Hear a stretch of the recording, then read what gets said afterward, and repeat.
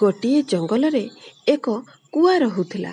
ସେ ତାର ରୂପ ପାଇଁ ନିଜକୁ ଲଜ୍ଜା ଅନୁଭବ କରୁଥିଲା। ସେ ସବୁବେଳେ ଭାବୁଥିଲା, କାହିଁକି ମୋତେ ଭଗବାନ ଏତେ କଳା ବନାଇଛନ୍ତି? ମୋତେ ଜମା ପସନ୍ଦ ନାହିଁ ଏହି କଳା ରଙ୍ଗ। କେତେ ସୁନ୍ଦର ହୋଇଥାନ୍ତା ଯଦି ମୋ ପଙ୍ଖ ରଙ୍ଗ ବିରଙ୍ଗର ହୋଇଥାନ୍ତା। ଗୋଟିଏ ଦିନ ସେ ତାର ସାଙ୍ଗମାନଙ୍କ ସହ କଥା ହେଉଥିଲା। ଭାଇମାନେ, କେବେ ଭାବିଛ ଆମେ ସମସ୍ତେ କେତେ ଅସୁନ୍ଦର ଦେଖାଯାଉଛେ? ଅନ୍ୟ ପକ୍ଷୀମାନଙ୍କୁ ଦେଖ, କେତେ ସୁନ୍ଦର। ଅନ୍ୟ କୁଆଟି କହିଲା, ଭଗବାନ ଯେମିତି ରୂପ ଦେଇଛନ୍ତି ସେଥିରେ ତାକୁ ସନ୍ତୁଷ୍ଟି ରହିବା କଥା। ତୁମକୁ ବି ତୁମ କଳା ରୂପରେ ମନ ଦୁଃଖ ନ କରି ଗର୍ବ କରିବାର କଥା। ଛି, କଳା ହେବାରେ କେମିତି ଗର୍ବ? କେବେ ମୟୂରକୁ ଦେଖିଛ? ଭଗବାନ ଦୁନିଆର ସବୁ ରଙ୍ଗ ତା ପଙ୍ଖରେ ଦେଇଛନ୍ତି। କେତେ ସୁନ୍ଦର ସେ। ଯଦି ମୟୂର ପରି ମୋର ରଙ୍ଗ ହୋଇଥାନ୍ତା। ଆରେ, ଅନ୍ୟକୁ ଦେଖି ଈର୍ଷା କର ନାହିଁ, ଏହା ଖରାପ କଥା। ମୟୂର ମୟୂର, ଆଉ ତୁ କେବେ ବି ମୟୂର ପରି ବନିପାରିବୁ ନାହିଁ। ଏହା ଶୁଣି କୁଆ ସେଠାରୁ ଚାଲିଗଲା। କିଛି ଦୂର ଯିବା ପରେ ତାକୁ ମୟୂରର ପଙ୍ଖ ପଡ଼ିଥିବାର ଦେଖାଗଲା। ସେ ବହୁତ ଖୁସି ହୋଇଗଲା। ଆରେ, ଏ ତ ଏତେ ଗୁଡ଼ିଏ ମୟୂର ପଙ୍ଖ। ଆଖପାଖରେ କେହି ଦେଖାଯାଉନାହାନ୍ତି। ମୁଁ ଏଇ ପଙ୍ଖକୁ ପିନ୍ଧି ପକାଏ, ଆଉ ମୟୂର ପରି ବନିଯାଏ। କୁଆ ଶୀଘ୍ର ଶୀଘ୍ର ମୟୂରର ସବୁ ପଙ୍ଖ ନିଜ ପଙ୍ଖରେ ଲଗାଇଦେଲା, ଆଉ ନିଜକୁ ମୟୂର ଭାବି ମୟୂରମାନଙ୍କ ଗ୍ରୁପରେ ଯାଇ ମିଶିଗଲା। ହ୍ୟାଲୋ ସାଙ୍ଗମାନେ, ମୁଁ ତୁମମାନଙ୍କ ସହ ଦୋସ୍ତି କରିବାକୁ ଆସିଛି।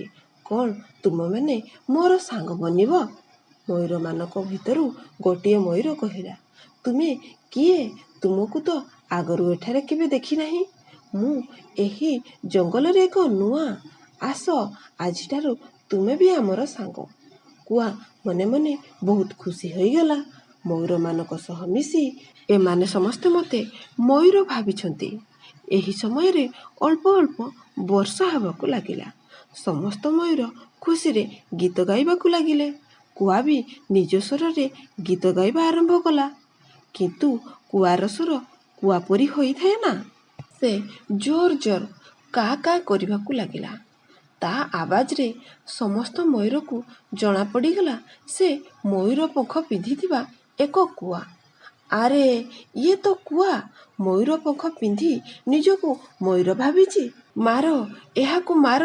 ସବୁ ମୟୂର ରାଗରେ କୁଆ ଶରୀରରୁ ସବୁ ପଙ୍ଖ ବାହାର କରିଦେଲେ, ଆଉ ତାକୁ ସେଠାରୁ ପଠାଇଦେଲେ। କୁଆ ବି ଆଉ କ'ଣ କରିବ?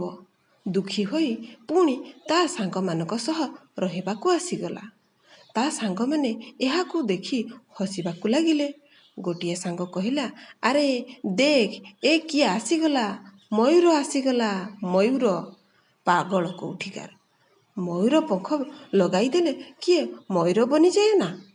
ତୁମକୁ ମୟୂର ବନିବାର ଥିଲା ନା? ଆମେ ତ ବହୁତ ଅସୁନ୍ଦର, ତୁମେ ତ ବହୁତ ସୁନ୍ଦର। ତୁମେ ଆମର ସାଙ୍ଗ ନୁହଁ, ଯାଅ ଏଠାରୁ। ତାହାର ସାଙ୍ଗମାନେ ବି ତାର ବହୁତ ମଜା ଉଡ଼ାଇଲେ। କୁଆ ଦୁଃଖୀ ହୋଇ ସେଠାରୁ ଚାଲିଗଲା। ସୁନ୍ଦର ଏବଂ ମୟୂର ବନିବାର ଇଚ୍ଛା କୁଆକୁ ଏକୁଟିଆ କରିଦେଲା।